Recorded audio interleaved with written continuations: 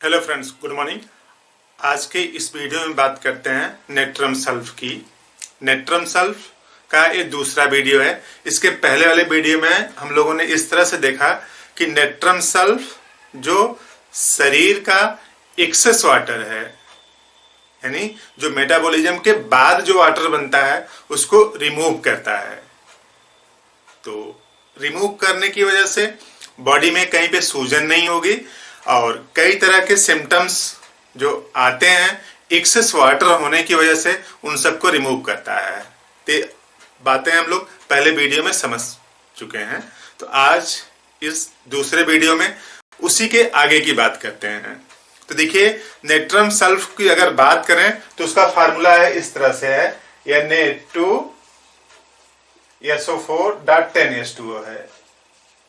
तो आप जब भी नेट्रम सल्फ का पेशेंट आएगा तो उसकी जो दिक्कत है नम मौसम में, बरसात के मौसम में, नमीदार मौसम में, जब भी वातावरण में ह्यूमिडिटी ज्यादा होगी तब उसकी दिक्कत बढ़ जाएगी। अगर दिक्कत उसकी बढ़ जाती है तो उन अवस्थाओं में जो सिम्टम्स आते हैं उसके लिए नेट्रम सल्फ बेहतरीन तरीके से काम करता है। तो देखिए, इसका फार्मूला है ये Na2SO4.10H2O, यानी जो नेट्रम सल्फ साल्ट है वो खुद ही अपने साथ वाटर ढेर सारा लिए हुए है। तो कहने का मतलब क्या है कि उसके पास वाटर है तो वाटर की जरूरत क्या है, उसको जरूरत नहीं है। तो जो एक्सेस वाटर है, जो मेटाबॉलिज्म के फलस्वरूप जो वाटर बनता है उसको शरीर से रिमूव करता है। इस बात को आप बस नोट कर लीजिए दिमाग में। इसके बाद पूरी बातें आपको ठीक से समझ में आ जाएंगी। तो दूसरा वीडियो है, अंत तक देखिए, सब कुछ ठीक से समझ में आएगा। तो देखिए, क्लियर लिखा है लेस या फिर मॉलिक्यूलर मोशन डिस्टर्ब हो जाएगा किसका, नेट्रम सल्फ का। यानी नेट्रम सल्फ की अमाउंट कम हुई या फिर सेल के अंदर उसका मॉलिक्यूलर मोशन डिस्टर्ब हो गया। तो मॉलिक्यूलर मोशन अगर डिस्टर्ब होगा तो बॉडी के अंदर जो फिजियोलॉजिकल प्रोसेस है, यानी जो मेटाबॉलिक प्रोसेस है, उनमें डिस्टर्बेंस आएगा। डिस्टर्बेंस ज्यादा हो जाने को भी डिस्टर्बेंस बोलते हैं और कम हो जाने को भी डिस्टर्बेंस बोलते हैं। यूं समझ लीजिए, जैसे बॉडी का फीवर 98.6 फ़ारेनहाइट होता है, तो इससे ज्यादा हो जाना भी समस्या है और इससे कम हो जाना भी समस्या है। तो जब भी नेट्रम सल्फ का अमाउंट बॉडी में कम होगा या फिर उसका मॉलिक्यूलर मोशन डिस्टर्बेंस होगा, उस वजह से फिजियोलॉजिकल प्रोसेस डिस्टर्ब हो जाएंगे, उस वजह से साइन और सिम्टम्स आएंगे। तो देखिए, मॉलिक्यूलर मोशन डिस्टर्ब हो जाएगा, तब जो वाटर निकलना चाहिए था, देखिए क्लियर लिखा है, no elimination of superfluous water. Superfluous means जो आवश्यकता से अधिक वाटर है, जो मेटाबॉलिज्म के फलस्वरूप बना है, उसका एलिमिनेशन नहीं होगा। तो देखिए, क्लियर लिखा है, no elimination of superfluous water, यानी एक्सेस वाटर जो बॉडी में मेटाबॉलिज्म के फलस्वरूप बना है वो नहीं निकलेगा। तो दिक्कत क्या होगी, हाइड्रेमिया रिजल्ट, यानी बॉडी में पानी इकट्ठा होगा, सूजन आएगी। Hydraemia means hydra means water, hydraemia means सूजन आएगी। किसकी वजह से, वाटर के एक्सेस होने की वजह से। अब हाइड्रेमिया बड़ा टर्म है ना। हाइड्रेमिया रिजल्ट मतलब कलेक्शन ऑफ फ्लूइड्स, जो फ्लूइड्स होंगे बॉडी में वो सब इकट्ठा होने लगेंगे। अगर फ्लूइड्स इकट्ठा हुए, अब फ्लूइड्स क्या होते हैं, कई टाइप के फ्लूइड्स होते हैं बॉडी में। फ्लूइड्स बड़ा टर्म है, यानी बॉडी में फ्लूइड्स इकट्ठा हो जाएंगे हाइड्रेमिया की वजह से। जब फ्लूइड्स इकट्ठा हो जाएंगे और उसी फ्लूइड्स को इकट्ठा हो जाने की वजह से सिम्टम्स आएंगे। तो देखिए, ये जो नेट्रम सल्फ है, इसका एक लाइन का काम है कि जो मेटाबॉलिज्म के फलस्वरूप जो वाटर बना है उसको रिमूव करना ना। तो रिमूव कैसे करता होगा, बॉडी के अंगों को यूज करता होगा। तो देखिए, यहां पर लिखा है, नेट्रम सल्फ एक्साइट्स, एक्टिवेट कर देता है बॉडी के पार्ट को, ताकि जो सरप्लस वाटर है उन सबको बॉडी से निकाला जा सके।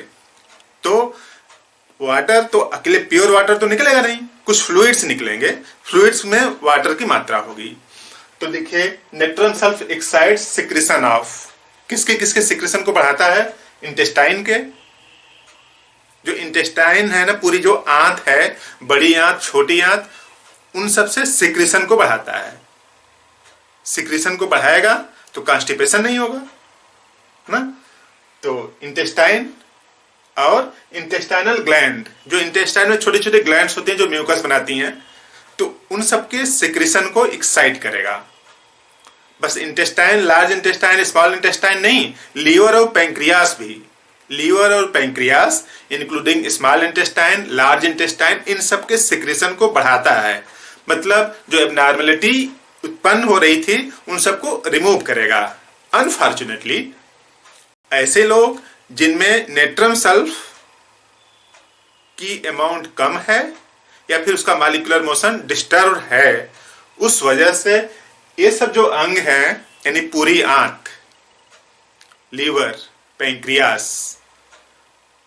का फंक्शन ठीक नहीं चलेगा। अब आप समझ सकते हैं कि जो बड़ी आंत है, छोटी आंत है, लीवर हो चाहे पैंक्रियास हो, इनके ढेर सारे काम हैं। अगर इनका फंक्शनल डिस्टरबेंस हुआ तो कई सिम्टम्स आते हैं, इनॉर्मस सिम्टम्स आ सकते हैं। जिसे पैंक्रियास में बीटा सेल्स पाई जाती हैं, अल्फा सेल्स पाई जाती हैं, उन सब का रोल डायबिटीज के लिए है ना। तो अगर पैंक्रियास ठीक से काम नहीं करा तो डायबिटीज की संभावना बन सकती है। इसी तरीके से ढेर सारे बीमारियां हैं। तो इस वीडियो में हम लोग पूरा फंक्शन देख लिए, फंक्शन के बाद रिजल्ट क्या होगा उसका। तो रिजल्ट के लिए देखिए, इन सब का अगर एक काम ठीक से नहीं किए, कौन, intestine, intestinal gland, liver, pancreas, अगर काम नहीं किए ठीक से, तो देखिए जो लीवर है पूरी शरीर की फैक्ट्री है। Urea, uric acid, cholesterol, bile सब लीवर में बनते हैं ना। तो अगर इसका काम ठीक से नहीं है या फिर इसका काम ठीक से नहीं है, इन सब का अगर इसका काम ठीक से नहीं है तो रिजल्ट क्या आएगा। इसका काम ठीक से क्यों नहीं होगा, क्योंकि जो मॉलिक्यूलर मोशन उसका डिस्टर्ब है, अमाउंट कम है। तो अगर इन सब का काम ठीक से नहीं हुआ तो रिजल्ट क्या है, इंटरमिटेंट प्लस बिलियस फीवर, यानी बुखार होगा और बाइल का अमाउंट बढ़ा होगा। इंटरमिटेंट एंड बिलियस फीवर, यानी फीवर भी है उसके साथ साथ बाइल भी बढ़ा हुआ है, तो उसको बिलियस फीवर बोलते हैं। ठीक है। और वोमिटिंग ऑफ बाइल्स, बाइल्स की वोमिटिंग होगी। जनरली क्या होता है, जब वोमिटिंग होती है तो जो स्टमक है ना, उसमें का मटेरियल बाहर आता है, स्टमक के आगे वाले पोर्शन में आके बाइल मिलता है, तो वहां से भी कंटेंट आने लगता है। तो बाइल भी वोमिटिंग में निकलने लगती है। जो कड़वी सी जब उल्टी होती है तो समझ लीजिए कि बिलियस वोमिटिंग है ना। तो बिलियस वोमिटिंग होगी और बिलियस डायरिया भी होगी, यानी डायरिया भी बिलियस होगी, यानी उसमें भी बाइल पास होगा ना। और ओडिमा, सूजन आ सकती है कहीं भी, पूरे शरीर में आ सकती है, पैर में आ सकती है ना, पेट में आ सकती है। तो इस तरह से सूजन आएगी। पूरे शरीर में सूजन है देनासार का ना, पैर में सूजन है तो पीडल एडिमा, पेट की चारों तरफ सूजन है तो एसाइटिस। इस तरह की अवस्थाएं आ सकती हैं। यानी ओडिमा मतलब सूजन हो सकती है, किसी भी पार्ट में सूजन हो सकती है, पूरी बॉडी में सूजन हो सकती है, क्योंकि सरप्लस वाटर बाहर नहीं निकल पा रहा है।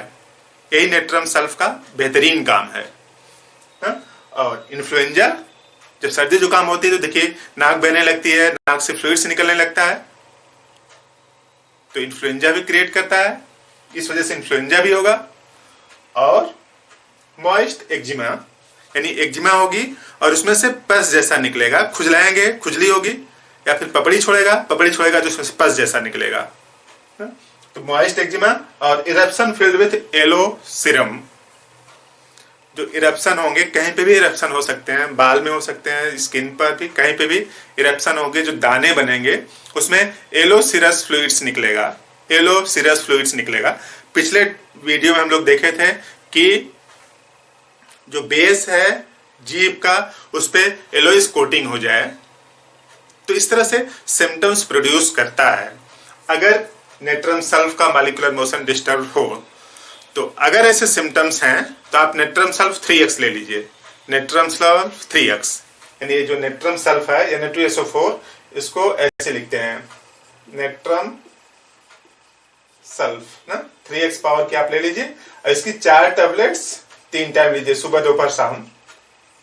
तो इस तरह से ये दूसरा वीडियो है नेट्रम सल्फ के बारे में। इसके बाद भी और 2 वीडियो आएंगे जिसमें हम लोग सिम्टम्स की बात कर रहे हैं कि सिम्टम्स किस तरह से प्रोड्यूस होते हैं। ये तो रिजल्ट हुआ, यानी अगर हाइड्रेमिया रिजल्ट होगा ना, ये जो हाइड्रेमिया होगा यानी बॉडी में अगर फ्लूइड्स इकट्ठा हो जाएंगे तब क्या दिक्कत आएगी।